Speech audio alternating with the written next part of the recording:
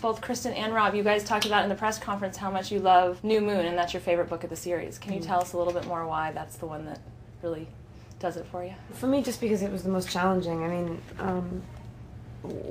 not that they're ever at ease. The relationship is always sort of strained. It was just like sort of the lowest point in the series, and also like at the end of that, it's absolutely the most heightened. I mean, the scene where we sort of forgive each other and get back together. It happens within. I mean, it happens in 10 seconds, and like no talk. We don't even need to talk about it. It was like the one that affected me the most. I hadn't read the book before the idea of doing the film came up. I just love the cast. I think they're very talented young actors. And then when I read the book, you can really see the kind of archetypal longing that it embodies. And having been broken up with so many times in my life, I felt I could really identify with Bella.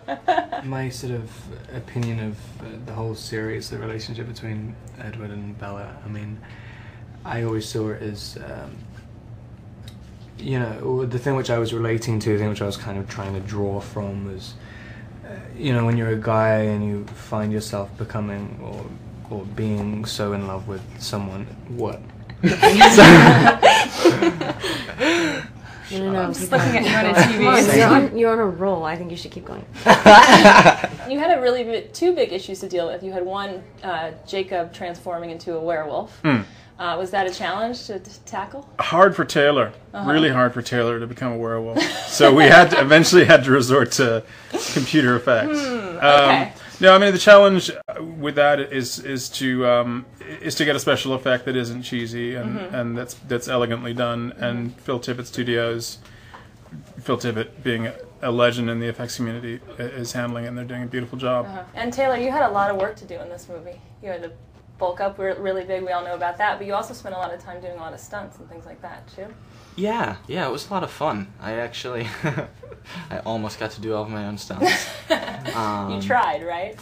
Which was fun. I got to do all of the dirt bike riding. There was so much of that. Just kidding. No, but yeah, I got to like practice dirt bike riding and do that. I got to do a few other things. He like catapulted himself into a window. It was really impressive. It was fun. Yeah. Yeah, it was insane. Yeah. So it was something a stunt guy really actually should have done. You find yourself like in love with someone or something, and and you know it becomes you start to see too much of yourself. You become too aware of yourself. Shut up. God. Yeah, and then it starts to. I can't concentrate anymore. You get so obsessed with the fact that you think you're not good enough because you think you keep elevating the other person higher and higher. Neither of them think they're worthy.